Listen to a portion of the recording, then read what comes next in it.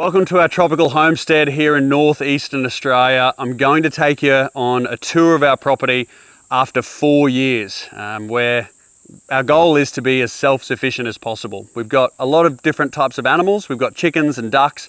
We've also got quails, we've got goats, we've got buffalo, and we've got a few cattle. We've got some bees that are making us beautiful bee juice. I'll show you them in a bit. And we're trying to be as self-sufficient as possible.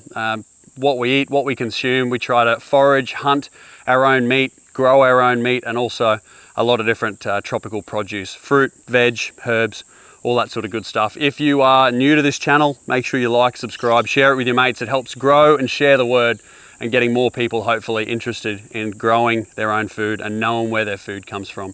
But for now, I need to take you down. We've got a job. I'm meeting up with my brother and my dad. We've got a really big, well, quite a few, but one in particular, a big tree that's fallen down in a flood a couple of weeks ago. We live in the wettest part of Australia. Last year we had 6 meters, and we're on track for similar this year. So we need to go and clean up some fence lines, and then I'll take you for a big tour of the property.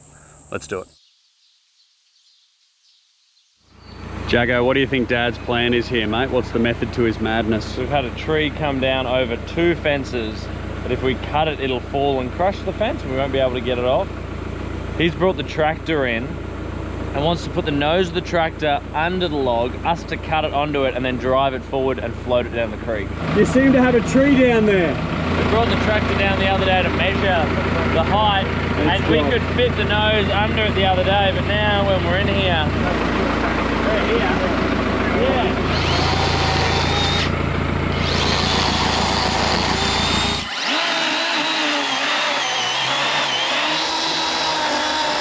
Nice little wedge at the bottom. Can hear it creaking. Yeah? Yeah. Yeah, it might actually fall either way, yep. Jack. Where do you got me? I think maybe come over this side now, yeah, Jack.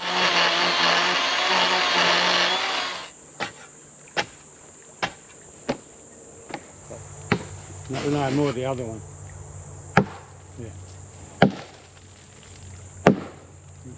Oh, that happened so quick. Yeah, see how? Who's the real? Yeah, that's good. That's sort really of edged it. Worked out that's good. exactly, now. pretty much exactly what we wanted. Yeah. And because most of the weight's up there, it sort of sprung it back up. I didn't think that was going to happen. No. So boys, now we can just slice it. Where? We want. Yeah, Back cut here. it off there. And then let it drop. And let it drop. Yeah. Good stuff. Hey. Ooh. What's that? I reckon that vine there is holding it. Yeah. It's pulling. Oh, yeah. Ooh. Is it twisting?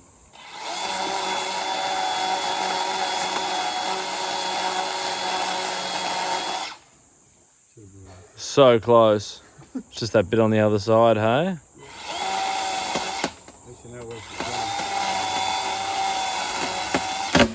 Whoopah! Just like that. Beautiful. Successful. Now, Just missed the fence. we haven't got a chain on board.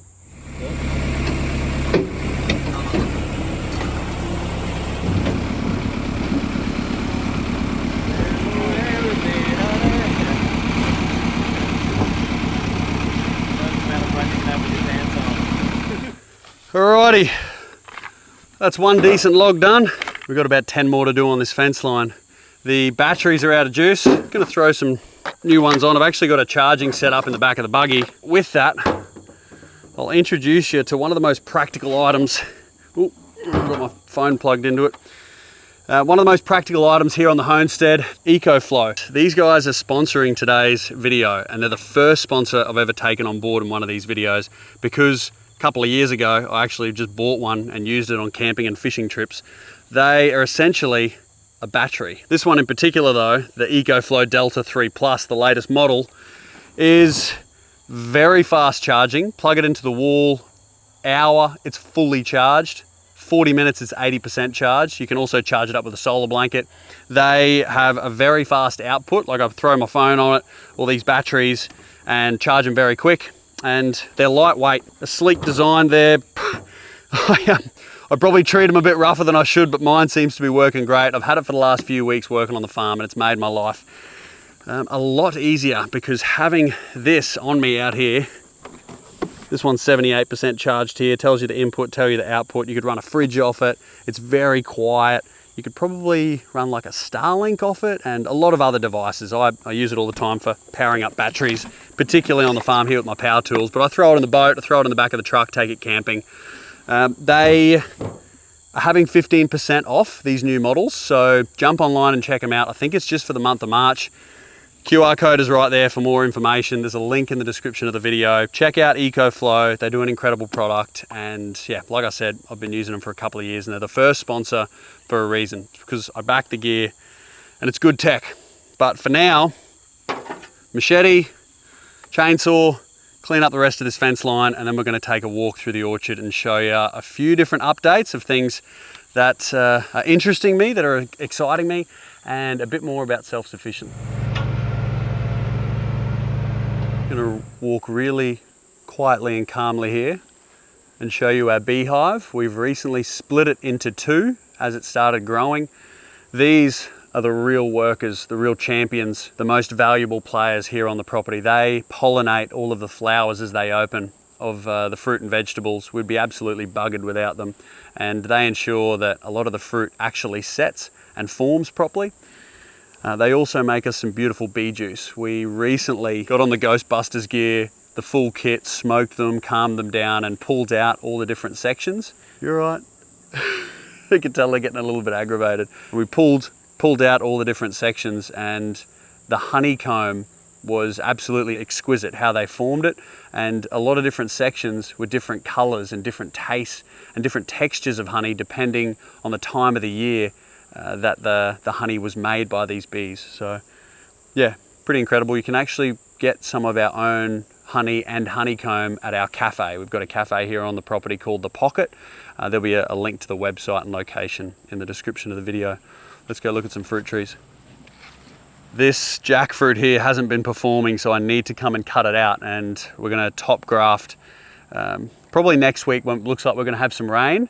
I'll top graft the top of this with a really nice variety, because this one's, it's not good, not tasty. And there's no point in growing, in my opinion, spending all time and money to nurture a fruit tree and not enjoy the fruit. So we're gonna take it off and top graft. If you come in closely here, this is probably one of the stars of the orchard at the moment. It's a big exceptional looking jackfruit. That's probably around 12 kilos.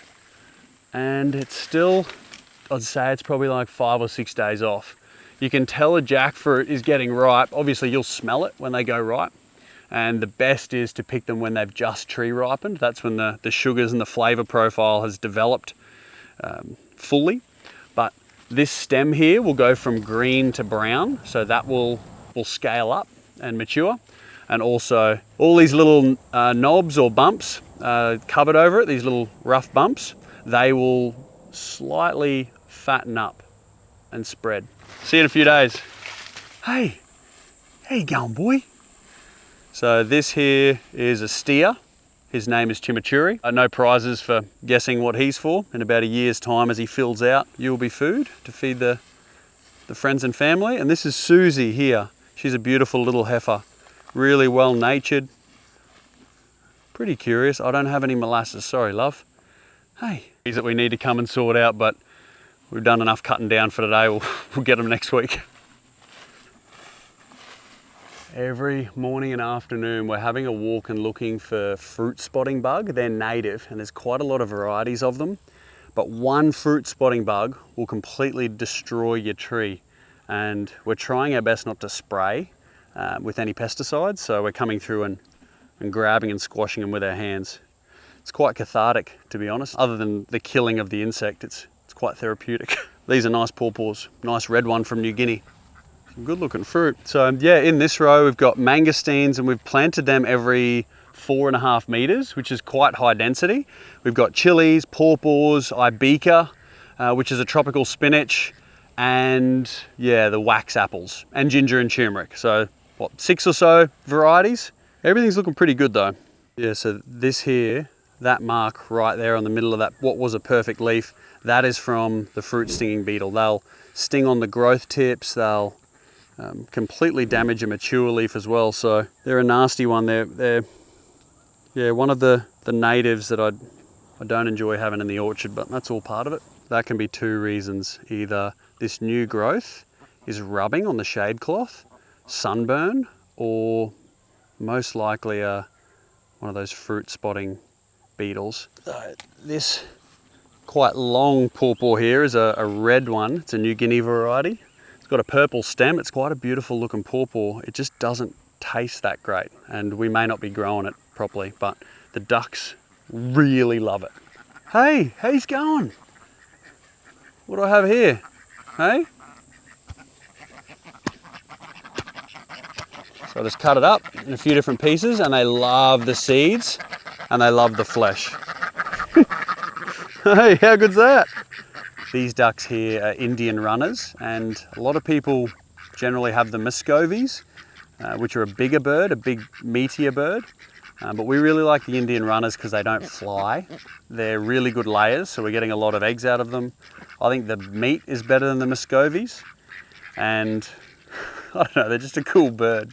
Just how they walk around and how they waddle, and they're very animated. They're so good to have in the orchard. Like, any of the trees that they're spending a lot of time around are super healthy from all the duck shit. So yeah, they're very much a net positive in the orchard. This mangosteen is propagated from a cutting, which is propagated by a marcotte, which is pretty rare for a mangosteen. You won't see it too often. Most of the time they're propagated just from seed, and they can take up to 8 to 10 years to come into getting fruit. But I'm really hoping that because this is from very mature wood, that 4 or 5 years, so half the time, we're getting some beautiful fruit off. The queen of fruits, the mangosteen. The only thing more dangerous than a sharp machete is a blunt machete. Every single time, pretty much every single time we use it, you give it a light touch up. Pretty much segataires and machete, the two most used items in the orchard, particularly in the bananas. You come through and you want to just de-leaf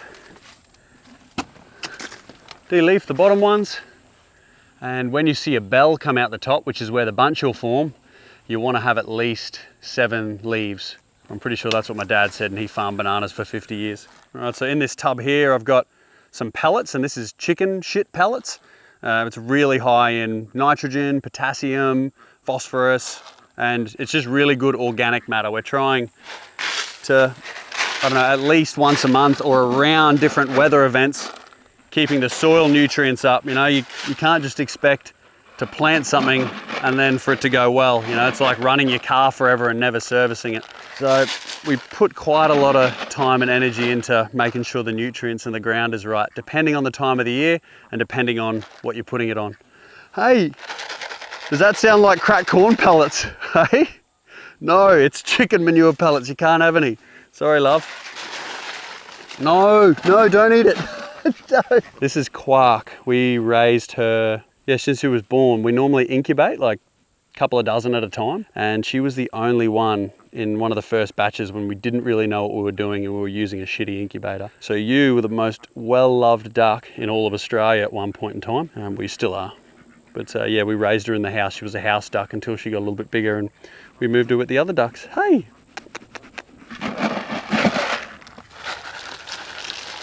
Have a go at this. This is a dwarf Cavendish. The bunch that's just come out is literally like up to my waist. It's very phallic. I hope we get some fruit off this, because the first 2 years it was that small it wasn't edible. Yeah, different varieties. We've got about 12 different varieties of bananas, and they all serve a different purpose in the diet and in the way you consume them. Maybe in a few more weeks' time I'll put a bag on that to protect it from the evils of the rainforest, and that should be a nice bunch. All right, this is the nursery. It's where the magic happens. We've got it irrigated, obviously. When it's wet, we don't turn the irrigation on. We come in and just hand fertilize it, and when it's dry and hot, we'll water it for probably 15 minutes in the morning, 15 minutes in the afternoon. We've got natives on one side, tropical and exotics on the other. We've got some king ferns, we've got some other different native flowering trees. We've got different types of pawpaws. We've got breadfruit, jackfruit, seedlings of durians and avocados, which we're going to graft on top of. We've got some already propagated grafted durians as well that we'll plant. We may have some spares to sell. We've got some wax apples, some mangosteens, some finger lime, which do not like the soil here, and a few other weird and wonderful bits and pieces. I Really appreciate your interest in growing your own produce and being a bit more self-sufficient. It has been a pretty warm and hot day, and I'm going to go jump in the creek. Leave any comments to be answered further. I'll see you next time.